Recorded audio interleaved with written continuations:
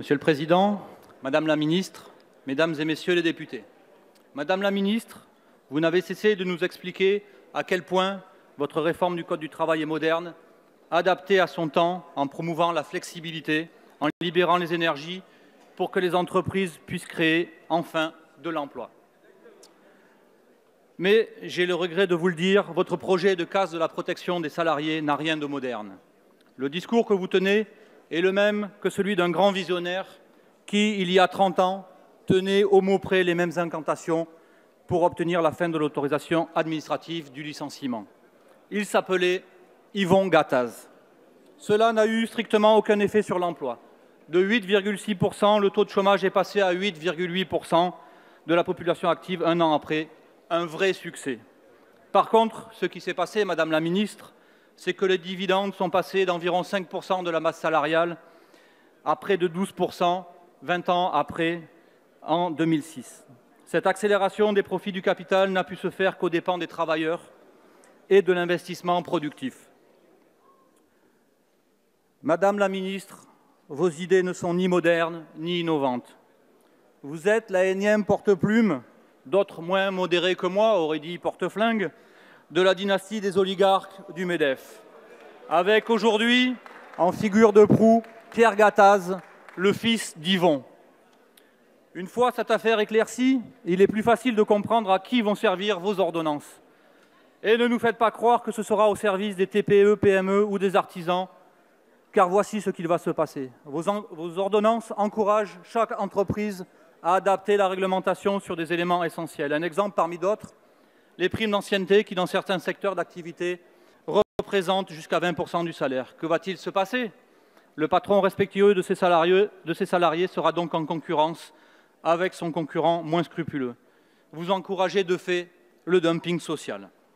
Par ailleurs, votre mépris pour la démocratie sociale saute aux yeux quand on s'aperçoit que les cibles principales de ces ordonnances sont les syndicats et les instances représentatives du personnel.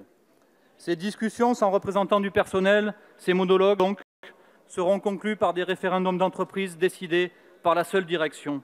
Ainsi, comme cela s'est déjà vu à de nombreuses reprises, mis au pied du mur par un chantage à l'emploi, les salariés se prononcent la peur au ventre sur un accord auquel ils n'auront même pas écrit une virgule. Par ailleurs, avec la fin des CHSCT, sous couvert d'une fusion des instances représentatives du personnel, c'est la fin de la santé au travail qui se prépare.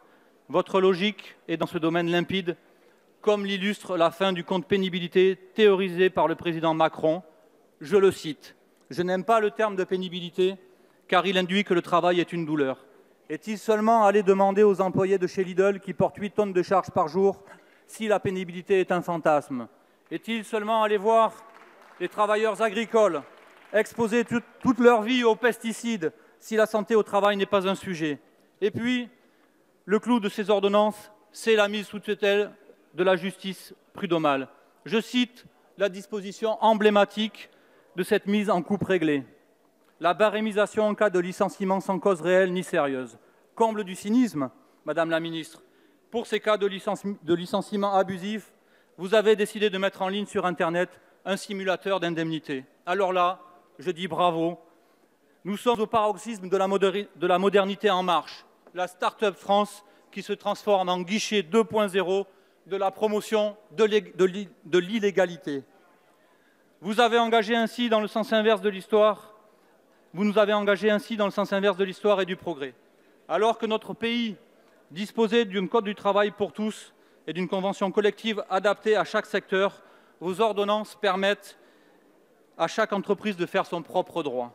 Alors que la République produisait le droit protecteur pour le grand nombre, vous transformez notre droit social en un agrégat de petites féodalités qui auront chacune leurs coutumes au profit de quelques-uns.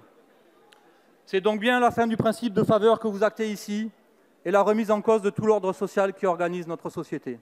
Dans la ligne droite de la loi El Khomri, vous allez encore plus loin sur le fond, je viens de l'expliquer. Mais vous faites aussi fort sur la forme. La loi El Khomri avait le 49.3, vous avez les ordonnances. En cohérence, après nous être vivement opposés à la loi travail numéro 1, nous voterons contre ces ordonnances en attendant de pouvoir abroger ces lois.